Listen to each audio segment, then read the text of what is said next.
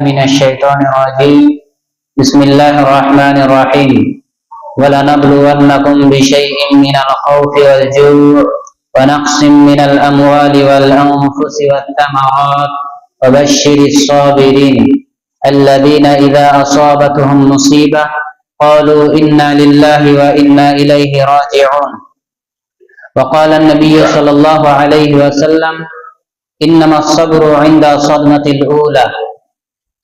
শ্রদ্ধেয় সম্মানিত, আজকে পবিত্র জুমার দিনের মুসল্লিবৃন্দ, প্রশংসা সেই মহান আল্লাহ তাআলার জন্য যিনি আমাদেরকে এই পবিত্র জুমার দিনে একত্রিত হওয়ার তৌফিক দান করেছেন। তাই সর্বপ্রথম সেই মহান আল্লাহ তাআলার শুকরিয়া আদায় করে নিই, সকলেই বলি আলহামদুলিল্লাহ। তারপরে পরেই দরুদ ও সালাম অবতীর্ণ হোক আমাদের শেষ নবী মুহাম্মদুর রাসূলুল্লাহ সাল্লাল্লাহু আলাইহি ওয়াসাল্লামের উপর। সকলেই বলি আল্লাহুম্মা আমিন, আল্লাহুম্মা সাল্লি আলাইহি, আল্লাহুম্মা বারিক আলাইহি। সম্মানিত উপস্থিতি, আজকে এই জুমার দিনে আমি আপনাদের সম্মুখে যে বিষয়টি নিয়ে আলোকপাত করতে চলেছি সেটি হচ্ছে ধৈর্য এবং তার প্রতিফল। সম্মানিত উপস্থিতি, আমাদেরকে সর্বপ্রথম জানতে হবে যে ধৈর্য কাকে বলে, ধৈর্য আমরা কিভাবে ধারণ করব এবং এই ধৈর্য কখন ধারণ করতে হবে। তো বিস্তারিত এই ধৈর্য সম্পর্কে আলোচনা করার চেষ্টা করব ইনশাআল্লাহ, ওয়া মা তাওফীকি ইল্লা বিল্লাহ। প্রথমত আমরা জেনে নিই যে ধৈর্য কাকে বলে। ধৈর্য হচ্ছে আল্লাহ তাআলার যে সমস্ত আনুগত্যের বিষয়গুলো রয়েছে সেই সমস্ত বিষয়ের প্রতি অটল থাকা, অবিচল থাকা এবং যাবতীয় খারাপ কাজ থেকে নিজেকে বাঁচিয়ে রাখা। এবং যা কিছু আল্লাহ তাআলার তরফ থেকে আমাদের উপরে বিপদ আপদ আসুক না কেন, যে কোনো বালা মুসিবত আসুক না কেন, সেই বিপদ আপদে, সেই বালা মুসিবতে কোন রকম অভিযোগ না করে, কোন রকম আল্লাহকে শিকায়াত না করে আল্লাহ তাআলা যে ফয়সালা, যে বিচার আমাদের উপর করবেন তাতে সন্তুষ্ট থাকা, এর নাম হচ্ছে সবর। এটাই হচ্ছে ধৈর্য। তো মূলত ধৈর্য ধারণ করা এটা প্রত্যেকটা মুমিন হওয়ার ক্ষেত্রে, এমনকি প্রত্যেকটা মানুষের ভিতরে এমন একটা মহৎ গুণ, যেটা মানুষ যদি সাকসেস হতে চায় বা যে কোনো মানুষ যে কোনো কর্মের ক্ষেত্রে যদি সফল হতে চায় তাহলে ধৈর্য ধারণ করা এটা অত্যন্ত প্রয়োজনীয় একটি বিষয়। কারণ ধৈর্য ছাড়া কোনো মানুষ কিন্তু সফলতা তার পর্যন্ত পৌঁছতে পারবে না। কারণ আমি যদি কোনো কাজে সফল হতে চাই, একটা মহৎ কিছু একটা করতে চাই, এবার ওই বিশাল কিছু করতে চাওয়াতে হাজারো বাধা বিপত্তির শিকার হতে হবে আমাকে। এবার যখন আপনি সাকসেস হতে চাইবেন, মানুষ আপনাকে পেছন থেকে ল্যাং মারার চেষ্টা করবে বা বিভিন্ন রকম ভাবে বাধা বিপত্তি আসবে আপনার জীবনে। এবার ওই পর্যায়ে আপনি যদি ধৈর্য ধারণ না করেন, আপনি যদি ওই পর্যায়ে হাল ছেড়ে বসে থাকেন যে মানুষ এত বিরোধিতা করছে, তাহলে সেই কাজে আর গিয়ে লাভ নেই, এরকম ভেবে যদি আপনি হাল ছেড়ে দেন ধৈর্য না ধরে, তাহলে কি হবে, সেটা আপনি আনসাকসেস হয়ে যাবেন, সফলকাম হতে পারবেন না। এই জন্য প্রত্যেকটা মানুষের জীবনে এই সফলতা অর্জন করতে গেলে ধৈর্য ধারণ করা এটা অত্যন্ত গুরুত্বপূর্ণ একটা ভূমিকা পালন করে। এজন্য আমাদেরকে ধৈর্যশীল হতে হবে, যেভাবে আল্লাহ তাআলা বলেছেন এবং রাসূলুল্লাহ সাল্লাল্লাহু আলাইহি ওয়াসাল্লাম যে পদ্ধতিতে আর যেখানে ধৈর্য ধারণ করার কথা বলেছেন সেভাবে, সেই পদ্ধতিতে আমাদেরকে ধৈর্য ধারণ করার চেষ্টা করতে হবে ইনশাআল্লাহ। এবার আমরা জেনে নিব যে ধৈর্য ধারণ করলে কি হবে এবং তার প্রতিফল কি আল্লাহ তাআলা ঘোষণা করেছেন সেগুলো। প্রথমত একটা সূরার কথা আমরা জানি, সূরা আসর। ওই সূরার মধ্যে আল্লাহ তাআলা শেষ অংশে একটি পয়েন্ট তিনি আমাদের জন্য উল্লেখ করেছেন, যে তিনি সময়ের শপথ কেটে বলেছেন সূরা আসরের মধ্যে, বলা আসর, যে সময়ের শপথ, সময়ের কসম, ইন্নাল ইনসানা লাফি খুসর, নিশ্চয়ই প্রত্যেকটা মানুষ কিসের মধ্যে আছে, ক্ষতিগ্রস্তের মধ্যে রয়েছে, ক্ষতিগ্রস্তের মধ্যে। এবার আল্লাহ তাআলা ইসতিসনা করছেন, আলাদা করছেন, তারা ব্যতীত, ইল্লাল্লাযিনা, তারা ব্যতীত যারা আমানু, ঈমান এনেছে, ওয়া আমিলুস সলিহাত, এবং নেক আমল করেছে, মানে সৎ আমল করেছে, ওয়া তাওয়াসাউ বিল হক, এবং সত্যের উপদেশ দিয়েছে, হকের উপদেশ দিয়েছে। আর শেষ পয়েন্টে বলছেন ওয়া তাওয়াসাউ বিস সবর, এবং ধৈর্যের উপদেশ দিয়েছেন।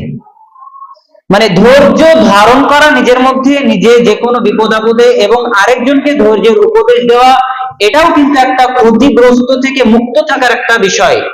আপনি ক্ষতি মুক্ত তখনই হতে পারবেন, এই যে আল্লাহ তাআলা বললেন যে সবাই ক্ষতিগ্রস্তের মধ্যে আছে, কিন্তু এখানে চার শ্রেণীর ব্যক্তিকে আল্লাহ তাআলা আলাদা করলেন যে এরা ক্ষতিগ্রস্তের মধ্যে নাই। তার মধ্যে এক শ্রেণী কারা, যারা ধৈর্য ধারণের উপদেশ দেয়, যে আমি তো নিজে বিপদ আপদের সম্মুখীন হই, ঠিক আছে, কিন্তু আমার প্রতিবেশী, আমার রিলেটিভ, আমার আত্মীয় স্বজন, তার হয়তো কোনো বিপদের তারা সম্মুখীন হয়েছে। এই অবস্থায় আমি কি করব? সেখানে তাকে ধৈর্য ধারণের উপদেশ দিব। তার হয়তো কেউ মৃত্যুবরণ করেছে, তার জীবনে হয়তো বালা মুসিবত, কষ্ট, দুঃখ এসেছে, তো ওই পর্যায়ে আমি কি করব? তাকে ধৈর্যের উপদেশ দিব। তো এটাও একটা ইমানের, মুমিনের পরিচয়, প্লাস এটা একটা ক্ষতি মুক্ত একজন ব্যক্তির পরিচয়, ক্ষতিগ্রস্তের নয়।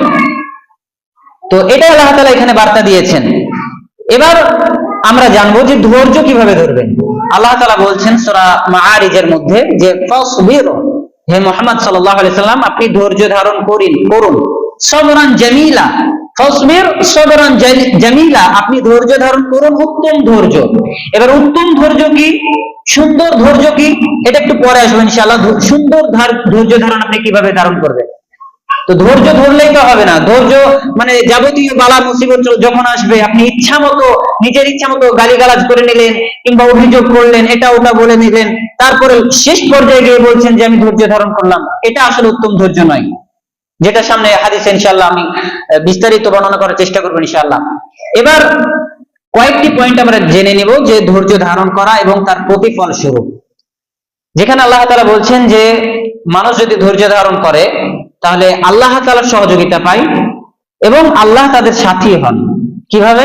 আল্লাহ বলছেন যে সূরা বাকারার 153 নম্বর আয়াতের মধ্যে, ইয়া আইয়ুহাল্লাযীনা আমানু, হে তোমরা যারা ঈমান এনেছো, তাদেরকে, যারা মুমিন ব্যক্তি, বিশ্বাসী ব্যক্তি, তাদেরকে আল্লাহ তাআলা মেনশন করছেন, বলছেন যে ইয়া আইয়ুহাল্লাযীনা আমানু, হে মুমিনগণ, হে বিশ্বাসীগণ, ইস্তাঈনু, তোমরা সাহায্য প্রার্থনা করো আল্লাহর কাছে, বিসসবরি, ধৈর্যের দ্বারাই, ওয়াসসালাহ, এবং নামাজের দ্বারাই।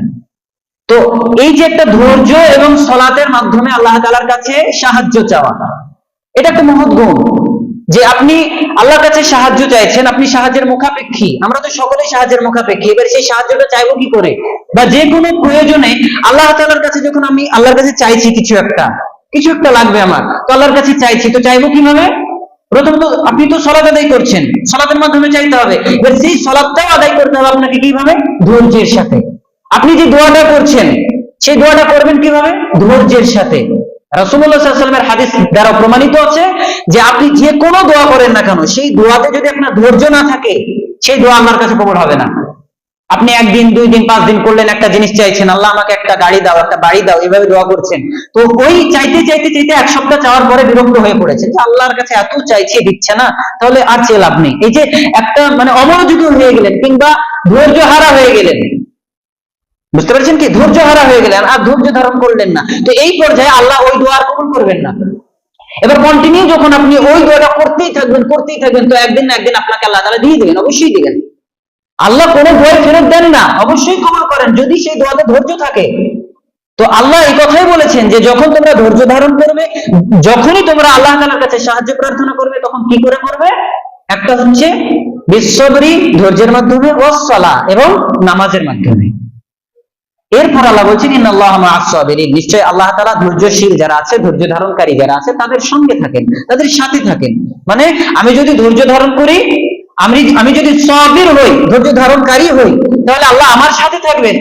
এবার আমরা কে না চাই যে আল্লাহ আমার সাথে থাকুক, না থাকুক, এটা কে চায়? সবাই চায় যে আল্লাহ আমার সঙ্গে থাকুক, আল্লাহ আমার সহযোগিতা করুক, সবই আমরা চাই। কিন্তু এটা চাইতে গেলে প্রথমত আমাদের যেটা করণীয়, সেটা হচ্ছে আমাদেরকে ধৈর্যশীল হতে হবে, ধৈর্য ধারণকারী হতে হবে, তবে আল্লাহ আমাদের সাথে থাকবেন এবং আমরা আল্লাহ তাআলার সাহায্য প্রার্থনা করতে পারবো। এরপরে আমরা আসি ওই সূরাতে, সূরা বাকারার 155 নম্বর আয়াতের মধ্যে বলছেন যে যারা ধৈর্য ধারণ করে তাদের প্রতিদান স্বরূপ, প্রতিফল স্বরূপ আল্লাহ তাআলা তাদের জন্য জান্নাতের সুখবর দিয়েছেন। কি? যে আল্লাহ বলছেন ওয়ালা নাবলুওয়ান্নাকুম বিশাইইম মিনাল খাউফি ওয়াল জু', আল্লাহ বলছেন ওয়ালা নাবলুওয়ান্নাকুম, অবশ্যই আমি তোমাদেরকে পরীক্ষা করি। আমরা পরীক্ষার সম্মুখীন হই না দুনিয়াতে বিভিন্ন রকম ভাবে, তো আল্লাহ ওই কথাই তুলে ধরেছেন 155 নম্বর আয়াত, সূরা বাকারা 2 নম্বর সূরা। এই সূরাতে আল্লাহ এই কথাই বলছেন যে আমি তোমাদেরকে অবশ্যই পরীক্ষা করি, কিসের দ্বারা? মিনাল খাউফি ওয়াল জু'i, ভয় দিয়ে, ক্ষুধা দিয়ে, ক্ষুধার্ত অবস্থায়, এবং ওয়া নাকসিম মিনাল আমওয়ালি ওয়াল আনফুসি ওয়াস সামারাত, এবং আমাদের যে ধন সম্পত্তি, এই যা কিছু আমাদের মাল সম্পদ, এই সমস্ত কিছু মাঝে মধ্যে আল্লাহ তাআলা বাড়িয়ে দেন, মাঝে মধ্যে কমিয়ে দেন। তো এই কমানো বাড়ানোর মাধ্যমে বিভিন্ন ফসলাদি, ফলমূল এসব দিয়ে আল্লাহ তাআলা আমাদেরকে পরীক্ষা করেন। আর এই সমস্ত পরীক্ষার সময়ে যারা ধৈর্য ধারণ করে, যে আমি দুর্দশা হয়ে পড়েছি, আজকে আমি অসহায় হয়ে পড়েছি, আজকে আমি খেতে পাচ্ছি না, বিভিন্ন রকম এরকম ভয় ভীতি, এরকম ক্ষুধার্ত হয়ে পড়েছি, তো এই পর্যায়ে যে ব্যক্তি ধৈর্য ধারণ করবে ওই ব্যক্তির জন্য আল্লাহ তাআলা বলছেন ওয়াবাশশিরিস সাবিরিন।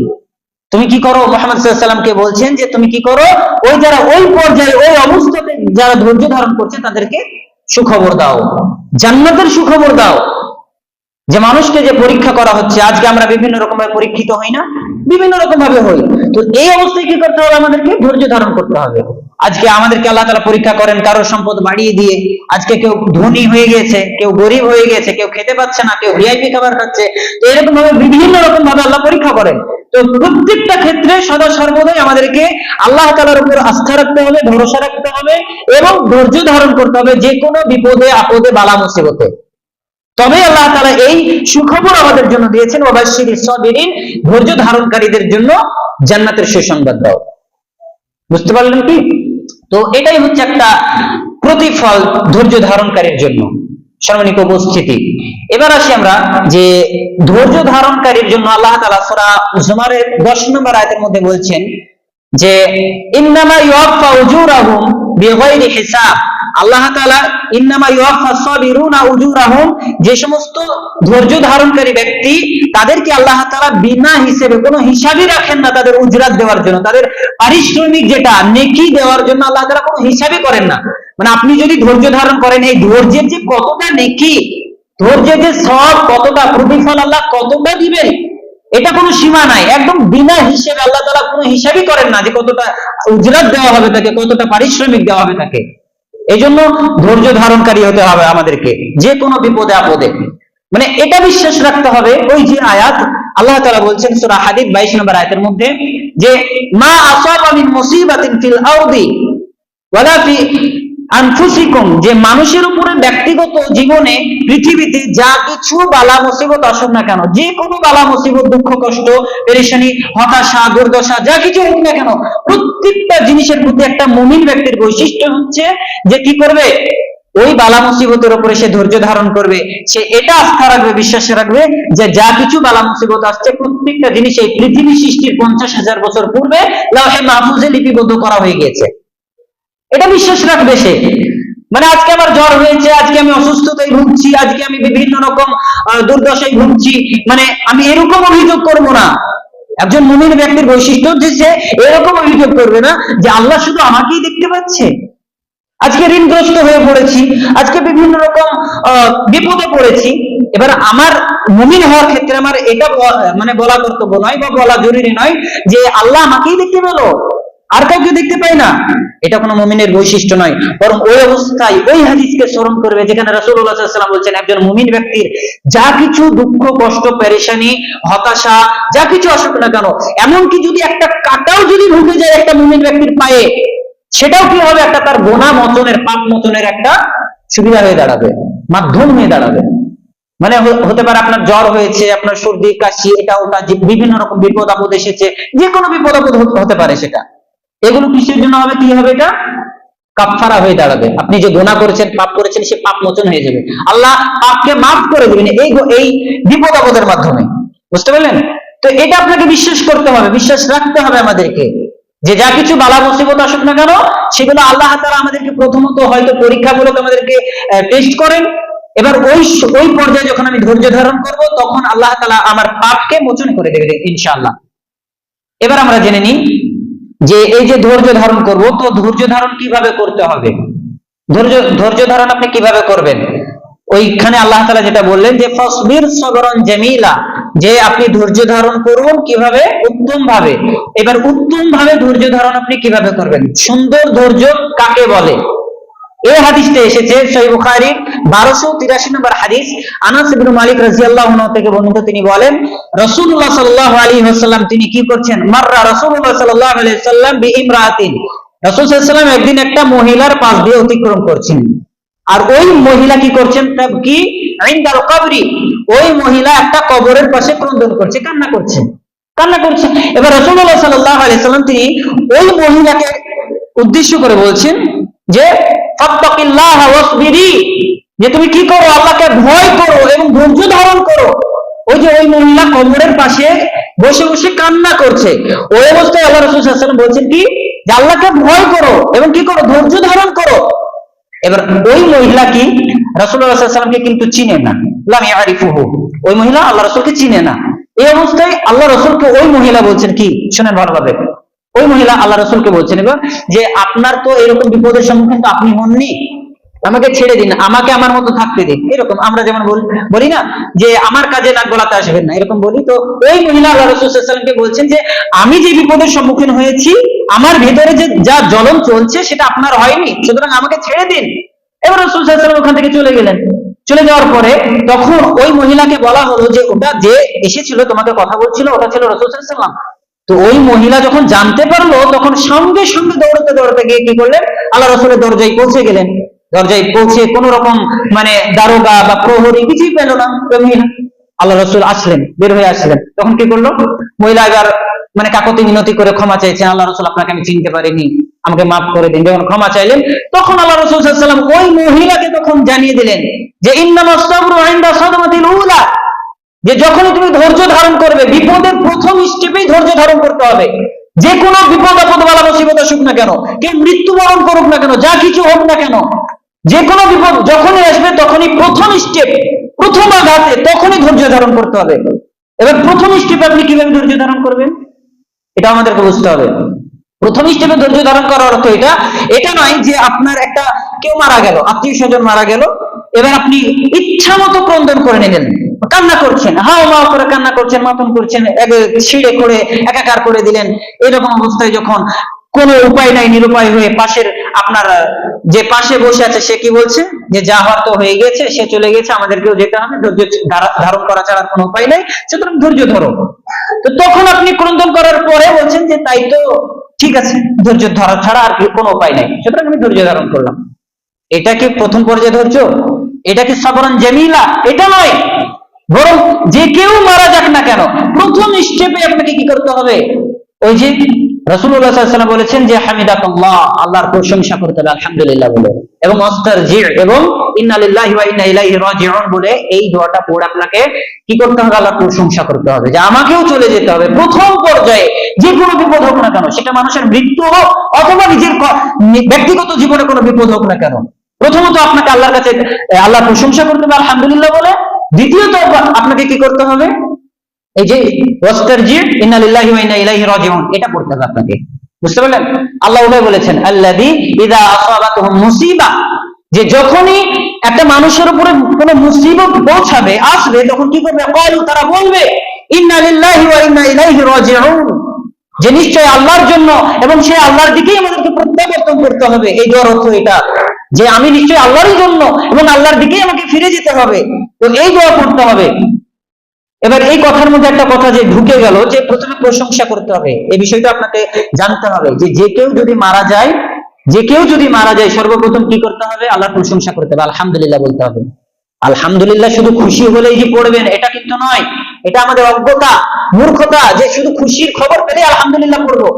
কিন্তু একটা মানুষ মারা যাচ্ছে, একটা বিপদের সম্মুখীন হয়েছে, ওই অবস্থায় কি করতে হবে, আমাদেরকে আলহামদুলিল্লাহ পড়তে হবে, আল্লাহর প্রশংসা করতে হবে, যে সমস্ত প্রশংসা আল্লাহর জন্য, তারপরে পড়তে হবে কি ইন্না লিল্লাহি ওয়া ইন্না ইলাইহি রাজিউন, এই দোয়াটা পড়তে হবে। যে হাদিসের প্রমাণিত আছে, সুনান তিরমিজির হাদিসে এসেছে, যখন একটা বাবার সন্তানকে যখন তার রূহ কবজ করে নিয়ে চলে যাওয়া হয়, একটা হাদিসে এসেছে এরকম ভাষা যে তার অন্তরের ফলকে ছিনিয়ে নিয়ে চলে যায় যখন মালাকুল মউত, তখন আল্লাহ তাআলা তাকে জিজ্ঞাসা করেন যে তুমি কাকে নিয়ে এসেছো, তখন ওই মালাকুল মউত তখন আল্লাহ তাআলাকে উত্তরে বলেন যে অমুক ব্যক্তির অন্তরের কলিজাটাকে ছিঁড়ে নিয়ে চলে এসেছি। তখন আল্লাহ তাআলা বলেন যে ওই ব্যক্তি এখন কি বলছে, কি করছে, কি অবস্থায় আছে, তখন মালাকুল মউত বলে যে কি, যে ওই ব্যক্তি যার মানে রূহ কবজ করে নিয়ে এসেছে, ওই তার বাবা কি করে, যে হামিদাকাল্লাহ, আল্লাহর প্রশংসা করে, ওয়াস্তারজি এবং ইন্না লিল্লাহি ওয়া ইন্না ইলাইহি রাজিউন এই দোয়াটা পড়েছে। তখন এইরকম ভাবে যখন সে ধৈর্য ধারণ করেছে, যে ধৈর্য ধারণ করা মানে কি, আমার সন্তান আজকে চলে গিয়েছে, কালকে আমাকেও যেতে হবে, যাওয়াটা স্বাভাবিক একটা বিষয়। ওই যে এর আগেও হয়তো আমি আপনাদেরকে বলেছিলাম যে মৃত্যুবরণ করা এটা কোনো আশ্চর্যজনক বিষয় নয়, বেঁচে আছি, এটাই এটাই হচ্ছে আশ্চর্য। মানে মৃত্যুর কাছ থেকে ধার নেওয়া কিছুটা সময় হচ্ছে জীবন। সুতরাং একটা মানুষ যদি মারা যায়, এটাতে আমি আশ্চর্য হয়ে যাবো, এটা আশ্চর্যজনক কিছু নয়। মৃত্যুর পরে চিরস্থায়ী জীবনই তো আছে আলাদা, ওটাই তো আসল জীবন। এই দুনিয়ার জীবনটা তো ক্ষণস্থায়ী, একটা মুসাফির আমরা। সুতরাং আপনি যখন মৃত্যুবরণ করলেন, তখন আপনাকে কি করতে হবে? যে ওই ইন্না লিল্লাহি ওয়া ইন্না ইলাইহি রাজিউন পড়ার পূর্বে আল্লাহর প্রশংসা করতে হবে। ওই ব্যক্তিও যখন ওই রকমই করে, হাদিসের ভাষায় রাসূল সাল্লাল্লাহু আলাইহি ওয়াসাল্লাম ওটাই বলেছেন যে আল্লাহ তাআলা তখন কি বলেন? ফেরেশতাদেরকে বলেন, ফেরেশতারা তোমরা ওই ব্যক্তির জন্য জান্নাতে একটা ঘর নির্মাণ করো, আর ওই ঘরের নামটা কি দাও? বাইতুল হামদ। হামদ প্রশংসার ঘর, জান্নাতের ঘরের নাম হবে বাইতুল হামদ। তো ওই ব্যক্তির জন্য জান্নাতে একটা ঘর নির্মাণ করার ঘোষণা দেওয়া হয়।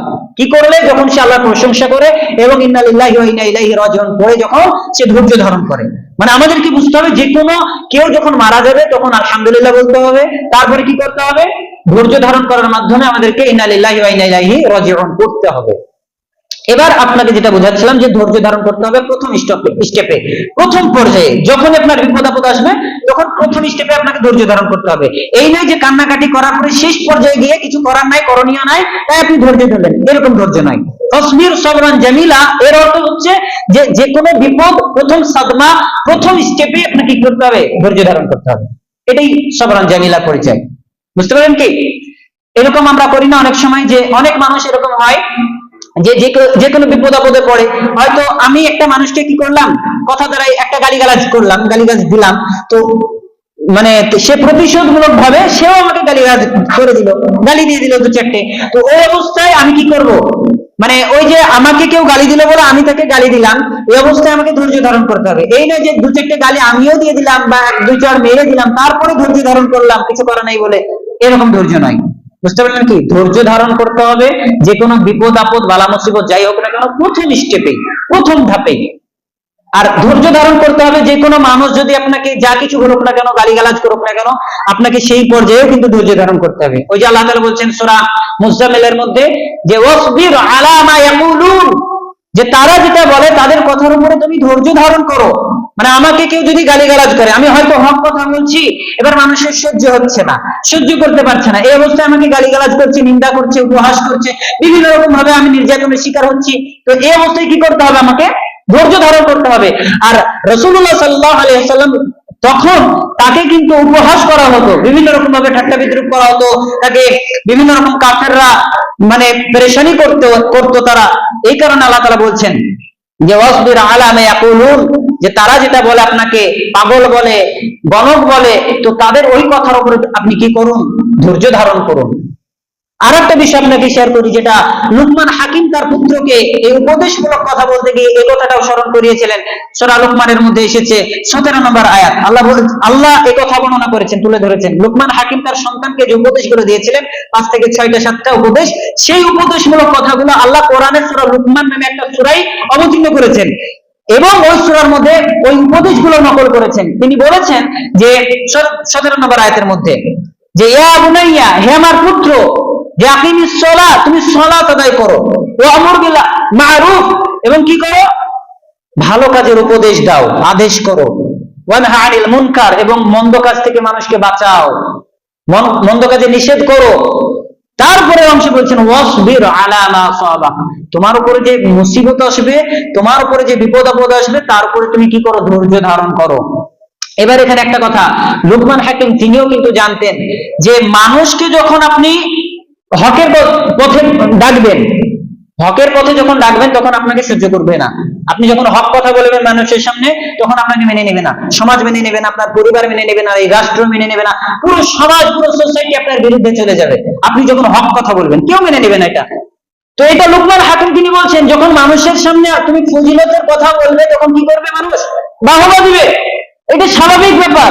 আমি যখন আপনাকে বলবো ফজিলতের আয়াত, ফজিলতের হাদিস, যে আমি আপনাকে বলি যে ফরজ নামাজের পরে কেউ যদি 5 ওয়াক্ত সালাতের পরে আয়াতুল কুরসি পড়ে, তাহলে সে জান্নাতে চলে যাবে, জান্নাতে চলেই গিয়েছে, যায়নি কেন? মরেনি তাই। এই হাদিস যখন আমি আপনার সামনে বর্ণনা করবো, তখন আপনি আমাকে বাহবা দিবেন, প্রশংসা করবেন, নাম করবেন, অনেক কিছু করবেন।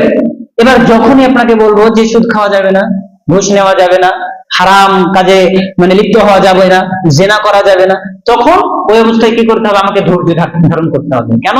কারণ ওই যে নিষেধ থেকে একটা নিষেধ, মানে একটা হারাম থেকে নিষেধ করছি, ওই পর্যায়ে মানুষ কিন্তু মেনে নেবে না আমাকে।